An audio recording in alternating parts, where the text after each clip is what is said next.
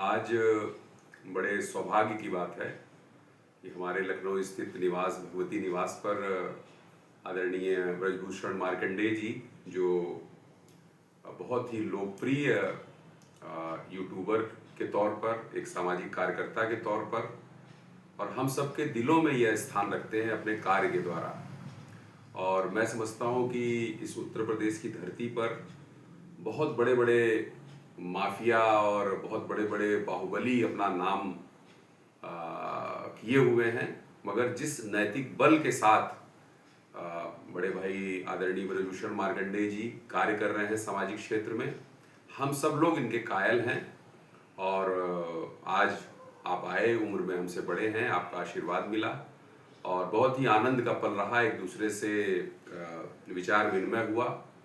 आप सब जानते हैं कि मैं भी नेताजी सुभाष चंद्र बोस जी को लेकर विगत 27-28 वर्षों से कार्यरत हूँ और आपके संघर्ष के बारे में और जो कुछ हम भी कर पाए हैं अपनी क्षमता के अनुसार, हम लोगों ने एक दूसरे से बात की और हम चाहेंगे कि आपका आशीर्वाद मिले। और गोमती मैया पर जो आपका अभियान है, मैं अपनी पूरी ताकत के साथ इनके अभियान में साथ में हूँ और हम लोग अब जब तक गोमती मैया को बिल्कुल आचमन योग्य नहीं बना लेंगे तब तक हम लोग चैन से नहीं बैठेंगे। ये संकल्प लेते हैं और अनवरत जो भी हो सकेगा, सरकार भी हमारी है, सारे लोग भी हमारे हैं, यह देश भी हमारा है, ऐसा मानकर और आदरणीय भाई साहब जो है सरकार को जगाने का ही तो कार्य कर रहे हैं। अगर योगी आदित्यनाथ जी इस कार्य को तुरंत टेकअप कर लें और तत्काल प्रभाव से यहाँ यह कार्य शुरू हो जाए तो इससे बड़ी बात क्या हो सकती है। तो हम तो उनसे आज यह निवेदन भी करेंगे कि इतने दिन से भाई साहब जो है यहाँ पर इस विषय को उठा रहे हैं और यही लखनऊ के अंदर में वो कहते हैं दीपक तले अंधेरा, तो सरकार क्यों नहीं इसको टेकअप करती। इससे तो कोई उसकी उसे कोई बहुत फायदा तो होना नहीं है सिवाय नुकसान के। तो ये अच्छा कार्य है और योगी जी को अवश्य इसे उठाना चाहिए। हम चाहेंगे कि कुछ शब्द भाई साहब भी कहें आज इस। आप गोमती मैया के इस अभियान में हमारा साथ दे रहे हैं और यह साथ एक तरह से देखा जाए तो देवी कृपा से ही होता है। और आप सपत्नीक दोनों लोग गंगा मैया के लिए, गोमती मैया के लिए देखा जाए तो वशिष्ठ मुनि की पुत्री हैं और काफ़ी तपस्या के बाद आई हैं।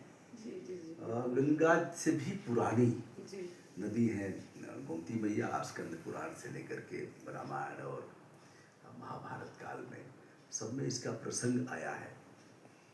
इतना पैसा खर्च करने के बाद भी अगर नाले वैसे ही गिर रहे हैं, 1450 करोड़ अखिलेश यादव जी के रिज्यूम में, 750 करोड़ आदित्यनाथ योगी के कार्यकाल में, और 9 साल से सीबीआई जांच।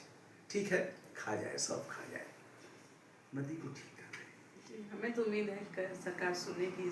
हाँ ठीक है, हम लोगों का काम जगाना है। जी जी जी। और जो बहरे कान जो सुन नहीं रहे हैं, हम कोई नहीं कर रहे हैं, हम गाली सरकार मेरी अच्छी है, काम करेगी। हम गाली नहीं दे रहे हैं, लेकिन बहरे कानों को समय समय पर सुनाना हमारा नैतिक धर्म है और ये हमारी संवैधानिक ड्यूटी है।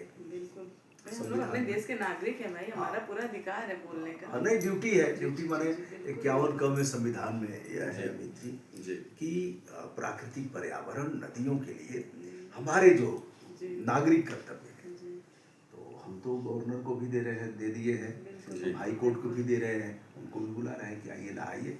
शायद हम लोगों के इस जनतांत्रिक कार्यक्रम से उनकी आंखें खुले और फिर परिवर्तन हो।